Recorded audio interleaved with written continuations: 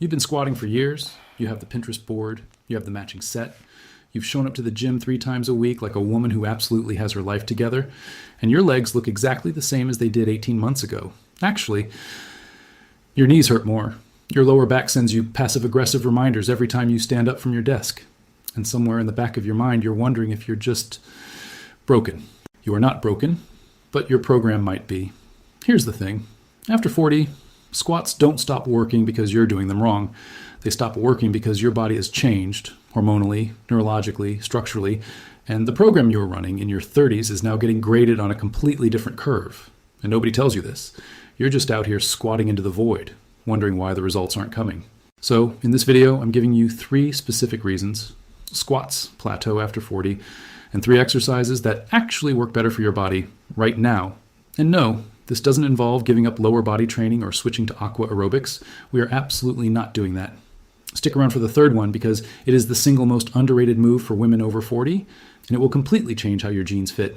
And girl, if you implement this for 60 days, I promise your knees stop complaining, your glutes start actually showing up to work, and you start catching yourself in the mirror thinking, oh, there she is. Let's get into it. Quick context, because I get this question constantly. Why do squats specifically stop delivering after 40? The answer lives in 3 places. Estrogen, which helps muscle repair, starts declining. Your posterior chain, the whole backside of your body, gets progressively weaker from years of desk sitting, while your quads start overcompensating for absolutely everything.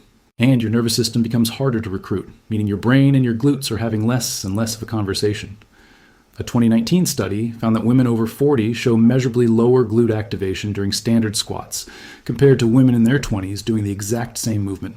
I read that and honestly felt personally attacked, but also completely vindicated, because it means you're not making this up. Your squats are working your quads, your glutes are just on the couch. Do I also want to fix this? Girl, you bet I do. Okay, number 1, hip thrusts. I know you've heard this one, but if you are still treating hip thrusts like a footnote in your workout and squats like the main event, you have it backwards. The hip thrust is the most direct glute loading exercise that exists. Not squats, not lunges.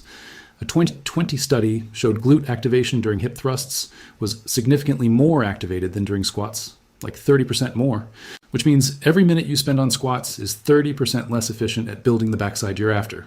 Here's how to do it. Sit on the floor with your upper back against a bench, a couch, or whatever stable surface you have. Place a weight on your hips, a barbell, a dumbbell, a kettlebell, your cat, whatever. Drive through your heels and push your hips up until your body makes a straight line from shoulders to knees. Hold this squeeze for 2 seconds. And I mean 2 real seconds, not Mississippi math. Not like this. Do not let your lower back arch like you're trying to see the ceiling behind you. Your back should not be arching. If you can't feel it in your glutes, your feet are probably too close to your body. Scoot them out an inch and try again. Can't get there yet?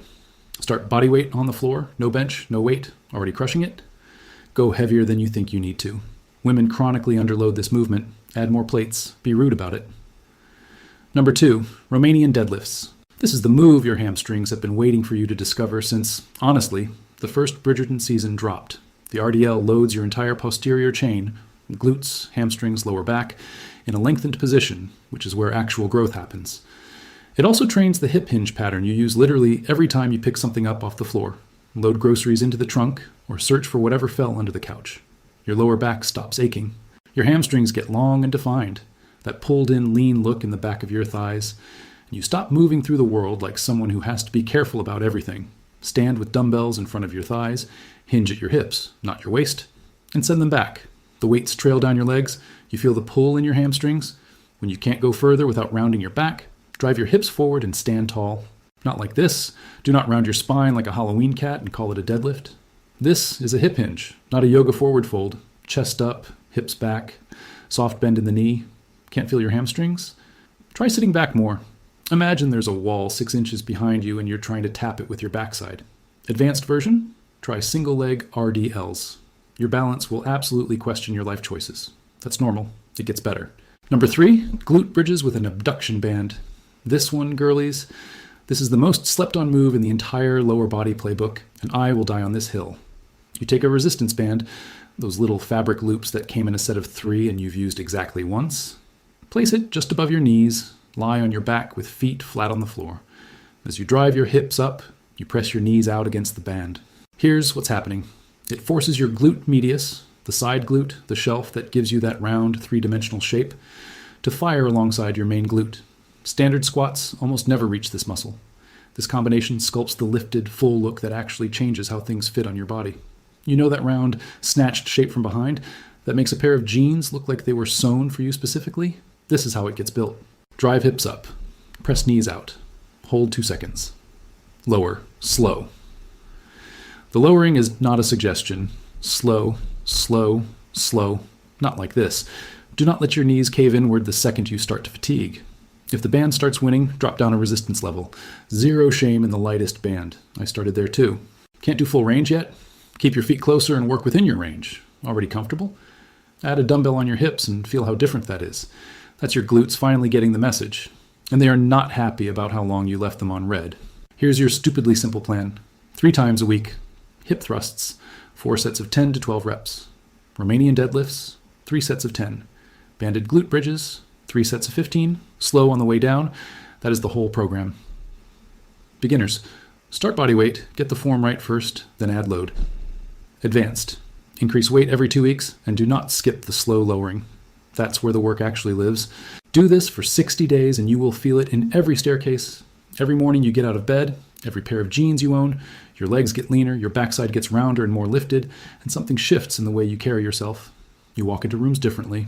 And you know it. Drop in the comments which of these 3 you're starting with this week. And in 30 days, I want a progress update down there. Tell me what changed. If you want no-nonsense, science-backed fitness for your body at this exact stage of life, subscribe so you don't miss the next one. And if you want to know why your core work isn't delivering after 40 either, check out our channel playlist. There's a whole video dedicated to exactly that. Now go show your body what it is actually capable of. Because, girl, at 40, 50, and beyond, you are just getting started.